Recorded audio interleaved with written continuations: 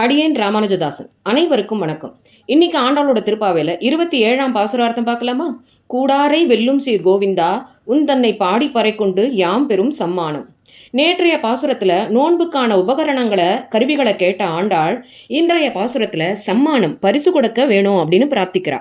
ஒரு உழவன் எப்படி நிலத்தை உழுது விதைத்து நீர் பாய்ச்சி உரமிட்டு பாதுகாத்து அறுவடை செய்து போரடித்து எவ்வளவு கவனமா பாதுகாப்பா நெல்லை வீட்டுக்கு கொண்டு வரானோ, அதுபோல எம்பெருமான் கண்ணனாகிய உழவனோ ஜீவனாகிய நம்ம அவனோட புண்ணிய பாவங்களை தொலைக்க பிறவி கொடுத்து கூடவே அந்தர்யாமியாக இருந்து நம்மளோட புண்ணிய பாவ கர்மங்களை தொலைக்க வழி செஞ்சு ஜீவன் தன்னை அடைவிக்க வழி செய்யறான்.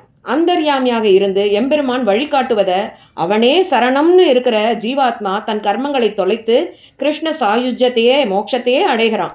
எந்த ஜீவன் தானே சுதந்திரன் அப்படின்னு எண்ணி கர்மங்களை செய்யறானே அந்த ஜீவாத்மா திரும்ப திரும்ப பிறக்கிறான்.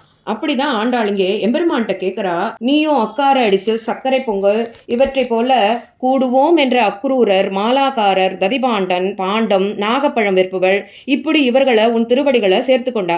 கூடமாட்டோம் என்ற சிசுபாலன் தந்தவக்திரன் இருக்கான் இல்லையா, அவர்களையும் நீ உன் திருவடியில சேர்த்துண்ட.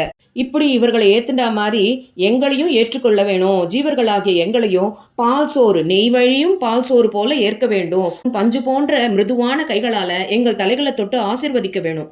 நாங்கள் உன் மென்மையான பாதங்களை தொட்டு அந்த கால்களுக்கு சேவை செய்ய வேணும் அப்படின்னு கேட்கிறா.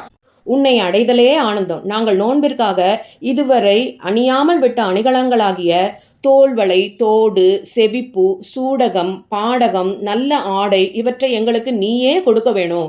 அதன் பின்பு எங்களோடு நாங்கள் சமைத்த பால் சோறு நல்ல மணக்க மணக்க நெய் ஊற்றி எடுத்தால் கைகளில் அப்படியே வழியும் அளவுக்கு சமைத்திருக்கிறோம். அதை எங்களோடு சேர்ந்து நீயும் உண்ண வேண்டும் என்று கோவிந்தனையும் அழைக்கிறாள். கோவிந்தா, நீயும் எங்களோடு சேர்ந்து உணவருந்த வா அப்படின்னு சொல்றா.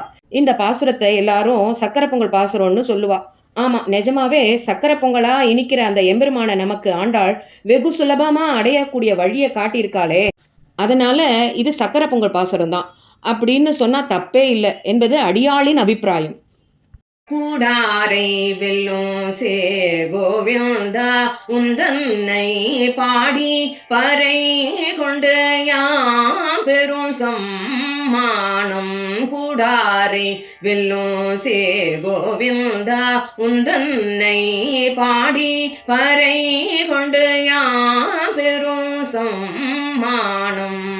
நாடு புகழும் பரிசினால் நன்றாக நாடு புகழும் பரிசினால் நன்றாக சூடகமே தோள்வளையே தோடு செவி பூவே படகமே என்றனைய பல்கலனு யாமணிவோம். படகமே என்றனைய பல்கலனு யாமணிவோம். ஆடை உடு போ அதன் பின்னே பாச்சோறு உடனே பெய்து முழங்கை வழி